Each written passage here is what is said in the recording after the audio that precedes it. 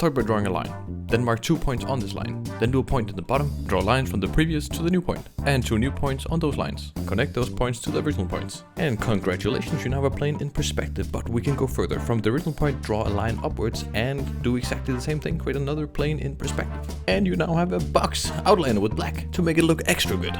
Now do it one more time, but on top of the line instead. We just do it faster with fewer lines and then it'll be good. Finished! You're a professional now, but let's keep going. Try doing the boxes without the guidelines. Just aim the boxes lines towards the points.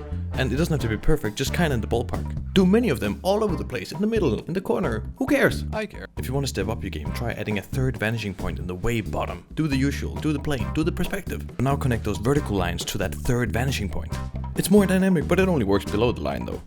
Try doing them from mine like before. This is way more difficult, but if you keep going, it ends up looking like a city. There's a monster! My city!